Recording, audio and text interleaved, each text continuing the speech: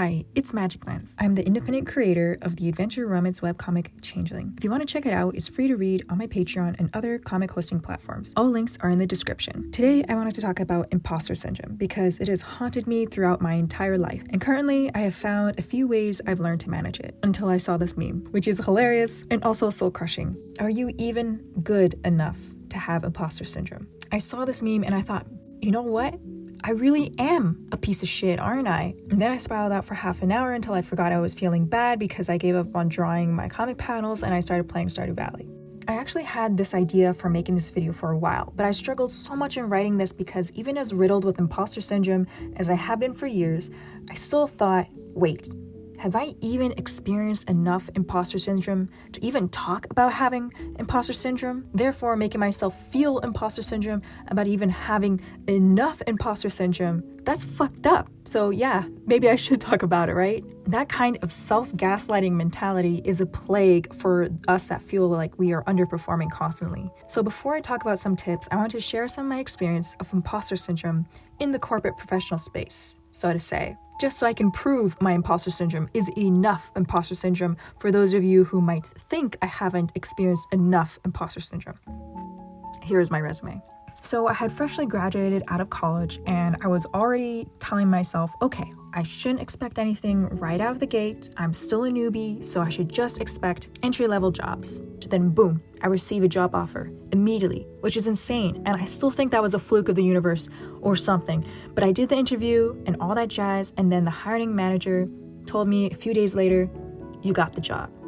But we don't usually pay junior level this much. So you really have to work your ass off for it. Already thinking that this was my one and only shot, I swore up and down I would put everything into my work. I remember that was the moment that I picked my poison and I drank it up until there was not a single drop left. I remember back in one of my college classes, my professor explained to us the idea of risk management with companies that hire new employees. He mentioned most of the time it's involved with introducing a new risk, putting an investment into a variable that could either benefit or hinder progress in return on their choice to go forward with the hiring. So this combined with the idea that I would have to work my ass off for it made me think I would have to prove my worth at all costs, since my entry default level is worthless to everyone else. Upon officially joining the company, I realized that not only was I the youngest employee, but I was also the only girl on my team, with everyone else having many more years of industry experience over me, which had already made me feel a bit of a complex on how much more I would have to prove my worth, how much I will have to try to be better, and how much more I will have to hide that I don't know what I'm doing there.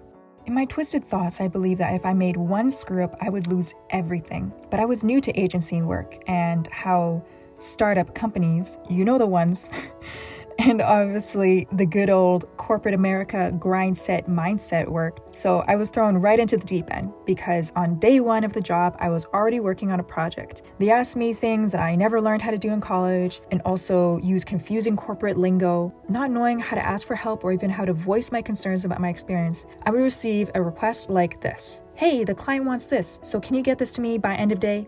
Thanks. And me seeing the most impossibly painstaking task that I am extremely under-equipped to handle while also never having attempted to work on anything remotely similar to it before in my life, I respond with a, sure thing, coming right up. The next hours would involve Googling several tutorials and scouring Reddit forums about that one very hyper-specific issue that only one other person has had 7 years ago, but they haven't received any solution to either. So then I just try and fail even more until I can duct tape and band-aid my way to a solution that could pass for what was being asked. And then when I received the, cool, thanks, I would just sit there and think, they don't know that I have no idea what I'm doing and I'm a fraud, and every other person who is more experienced than me or looks too hard at it can notice every single flaw in my work. Hours and hours, day after day of this feeling being a fraud, losing hair over the tiny things, countless revisions and impossible tasks. It was a cycle of feeling like I'm just surviving on borrowed time, rolling that boulder up the hill for it to roll back down on top of me. That lingering voice nagging me about having to prove myself at the cost of myself, to show that I'm even worth the risk, that they could feel like I was an investment, that I would at least break even on and not burden them because of my inexperience. After months of working at breakneck speed, I never realized my growth. I never even recognized that after repeating the same task every day, that the things that used to be hard no longer took me as long as they used to. And at some point, I didn't even need to look up tutorials to learn how to do it. I just worked and stressed over the next thing and the next thing after that. But then one day, I was in a meeting and one of our leadership members came in. He said the most stupidest, insane bullshit that I've ever heard. And I remember a light switch going off in my brain, and then it all clicked. And I thought, wow, this guy has no idea what we do, and he doesn't even know what he's asking for. And for the first time, I felt brave enough to speak up about our team's approach, as well as providing an alternate solution that was actually feasible within the time that we were given. But by doing that, I was pushing back on something from someone who I felt was miles above me. But at this point, I felt like all my past experiences, even as flawed and improper as it was, felt like they were enough to say what I needed to say. And to my surprise, my more experienced teammates agreed with me and backed me up in the meeting. The more I got to know them, the more I realized that they also felt like they had so much to learn, even with their 10 or 15 years experience in the industry. They would ask me things about how I worked and try to learn from me too. Everyone has a specialty. Not everyone can be good at everything. So when we turn to more experienced people, we can learn how we can improve our weaknesses and grow together. Learning and improvement is not linear. We're all geared differently. Some learn better with memorization and research, and some on the job with practical application. It's impossible to compare our very different lives with each other and expect a fair assessment of worth. We're all worthy. Experience and skill come with time, but learning never stops no matter how old you get. I understand the feeling though. We're all connected to the greatest source of information in all of history. You can learn how to do anything you want from the internet, an endless source of tools and tips. But it's also the source of a lot of our insecurity. It's more accessible now to compare our current selves to those who have had more experience than what you have as a new learner. But you cannot become an expert in a day, and you don't even have to be an expert to make something meaningful. And in terms of art, something that is beautiful and can truly connect with others. Maybe in a future video, I'll talk about my thoughts and how I believe you don't need good art to be able to tell a good story when it comes to comic creation. Learning a new skill is uncomfortable and frustrating. And when we do fail, it's embarrassing. I'm not gonna lie. But being paralyzed by failing wouldn't let you expand out of your comfort zone and improve your weaknesses. So allow yourself to make mistakes as you learn, because that is how you learn. And when you try again, you will know what to do to get it right this time around.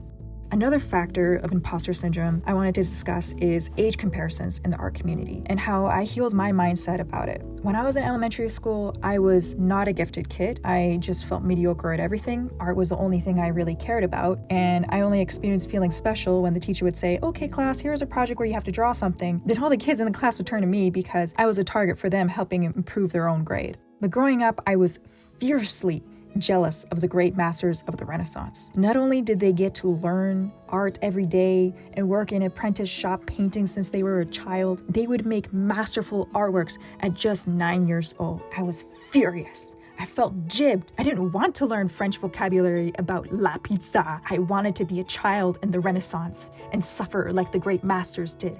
I wanted to be them. It wasn't until I learned about their lives and also their mistakes, their silly egos and mishaps in their career as professional artists, that I realized that they weren't art gods, they were real people. Michelangelo had destroyed many of his preliminary sketches and unfinished works so that no one would see his mistakes. Yet ironically, history still remembers them. These mistakes don't make him look stupid for making them, but to me, it helped humanize the very real and human experience of growing pains and the many mistakes we make along the way. Nowadays, I see the art community differently. On Instagram, I would see 12-year-old beginner artist or support a beginner 9-year-old digital artist, and they make masterpiece drawings with their finger on their iPhone. It's easy to fall into jealousy. Maybe you're older now and it took you longer to get to that level of experience that they have achieved at 10 years old. Or maybe as a young artist, being that same age and feeling the pressure to hit certain milestones at certain times to make sure you're improving at the quote-unquote correct rate. But this mindset is harmful for everyone. Technology has also changed with the generations. I didn't have access to digital drawing equipment until I was a teen, but kids now grow up with an iPad. Yet even this is not fair unfair comparison, because comparing yourself to people who are older or more experienced than you and have years of practice in a specific skill will make you feel unhappy. And comparing yourself to peers that are your age and think to yourself, am I improving at the right speed for my age? Will make you unhappy. And then looking at people who are younger than you and thinking, are they better than me even though I'm older than them, will make you unhappy. Maybe since I worked as an art instructor teaching kids for a little bit, but I have come to terms with dealing with this form of self-comparison. I see the younger generation and I hope for their success. I want them to create amazing things so that they can share their story with the world. We are equal. Both of us are human. I may be older, but it's my responsibility to guide them to improve. Their story is no less worthy than mine, nor is my story no less worthy than those who came before me. I want them to feel the joy of being an artist like I did when I was their age, and protect them from the hardships I endured growing up pursuing the arts as a career. When I was in school, I could compare myself to my peers. I was competitive, but then seeing how different our art styles were, I couldn't compare our works anymore because all of our art was so unique and had a different voice. You cannot compare apples to oranges because they're both delicious in their own way. And then when it came to comparing myself to more experienced artists, instead of dwelling on how far behind I feel, the more I tried to look at their work and study their journey and see, what can I focus on now to improve my skills so maybe one day I can make art as cool as theirs? Another thing to consider is that I think I just calmed down a lot as I've gotten older. I turned 25 this year, and maybe I just learned to not give as much of a shit anymore, or I just want to prevent premature hair loss by reducing stress. Maybe that third eye opened up after the frontal lobe of my brain is now supposedly fully developed. But the anxiety and stress I used to feel overthinking everything just start to fade into a feeling of, I'll just give it my best. If I'm wrong, it's not the end of the world. I'll just try again kind of mindset. I am still a ball of anxiety, trust me, with a lot of things like ordering food, making new friends, leaving voicemails. Please leave a message after the tone.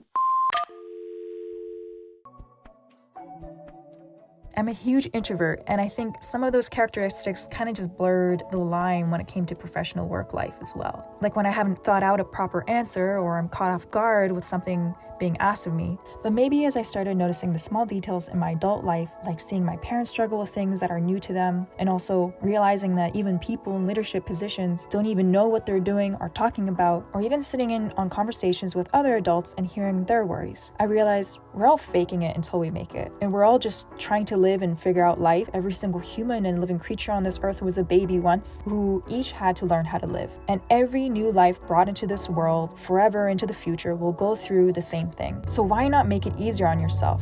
When you're feeling that imposter syndrome is creeping in, take a breath, step back, and trust in your human ability to create. Even if you make mistakes, you're still creating something at all. And if not for others, make it for yourself. I'm not special. I'm not an expert. I'm a nobody, and anyone can do what I can do. But I'm happy about that. And I'm proud of the success of everyone around me, and I'm proud of my own growth over the years. And I know that I'm the only person who can tell my story the way it needs to be told. You're not an imposter. You're a part of this world, and you are improving it just by being here and trying your best to make it a better place each and every day. And if that doesn't make you feel better, just think about we're all tiny little specks on one spinning orb in the universe made up of galaxies floating in an infinite fabric of space. Yet here I am worrying about if I put too many exclamation marks in my email so that I don't sound passive-aggressive when I ask to change the date of my doctor's appointment. Life is too short to worry about being perfect. Just live. Thank you for watching. I just thought I would say a little about the struggle. I think we all experience it in some way or another. I hope my words have helped you in some way. Anyways, I'll see you again sometime. Keep creating.